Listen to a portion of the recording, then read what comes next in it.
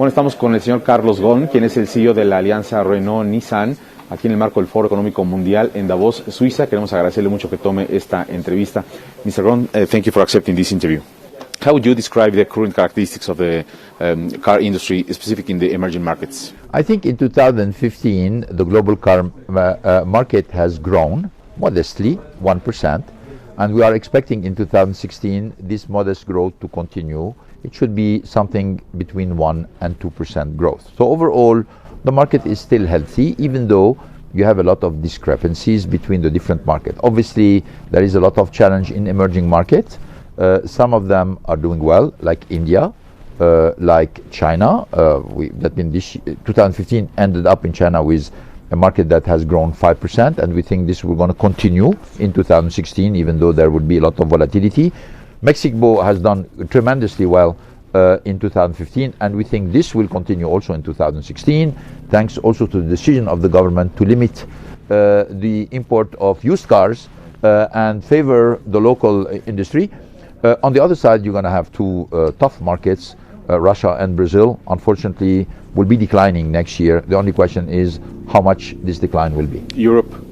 Europe should continue its recovery with a 2% growth following our forecast. Talking about manufacturing, many people say that there is a powerhouse in Mexico currently, and that markets like Brazil and South Korea in the manufacturing side, they are kind of declining. Do you agree with that vision? No, I think Mexican market is blooming thanks to decisions, very wise decisions that has been taken, and also because Mexico is you become a competitive powerhouse. You know, it's not only about supplying cars to sell in Mexico; it's also supplying cars to compete in the U.S. market, in the Canadian market, and also in the Latin American market. So I'm positive on the evolution of the car market in Mexico in 2016.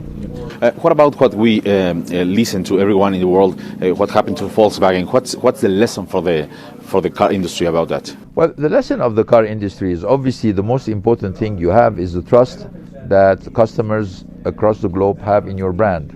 So whenever there is a problem, whatever it is, you need to get out, communicate, state exactly what is the situation, and try to bring solution if there is any problem.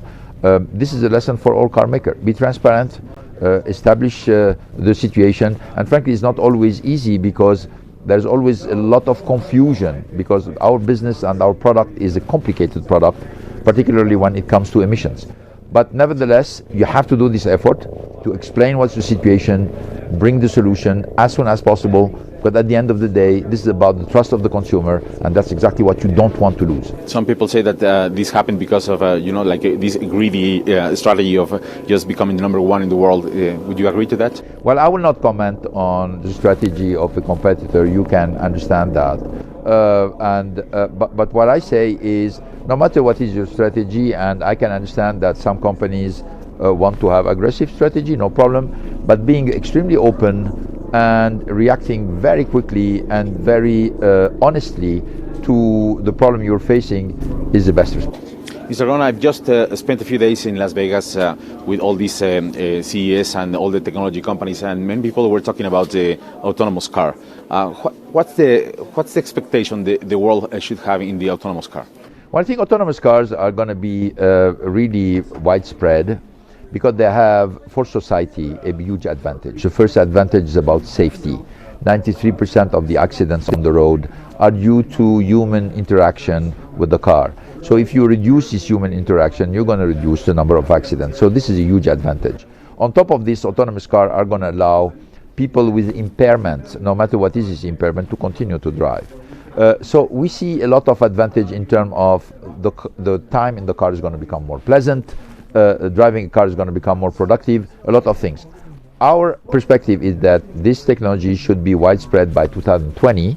I would say this is on the technological point of view, but still we depend on the regulator. The regulator needs to make sure that how to drive the car can adjust to this technology, and this is where there is an unknown today. Japan is more advanced in that, right? Yeah, Japan is very eager to support this technology. United States is very eager to support this technology. So I'm very optimistic that these two countries will be at the forefront of allowing to put the regulation allowing this. Now we're going to be waiting for the other countries to follow. Mr. Ghosn, are you worried because of the financial and economic situation in the world? Well, every time you have a dive on a stock market, you have to be very prudent and you have to watch carefully what's going on.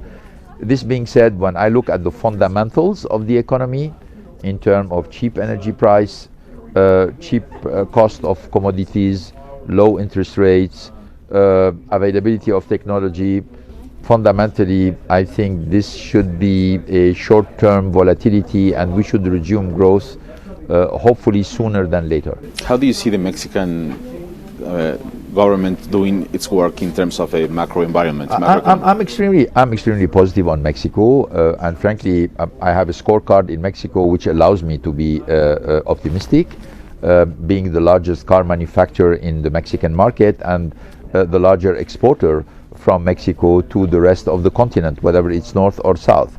And I think your government is really supporting businesses and supporting investments, whether we're talking about the country government or even the local government. So we're very happy and lucky to be in Aguascalientes, which is a state and an area which is extremely favorable for business. So I'm positive on Mexico. Can we expect more investments from your company? Well, there is no doubt. There is no doubt that we are now investing because there is a new plant being built now jointly with Daimler, as you know, and you can expect more investment from us as long as this mindset continues in Mexico. What would you tell finally to a regular consumer that's considering in 2016 to buy a car in a country like Mexico?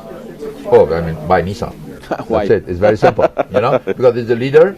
It has a lot of choice. Great dealer network. Buy Nissan without any doubt. Thank you so much. Thank you. Continuamos.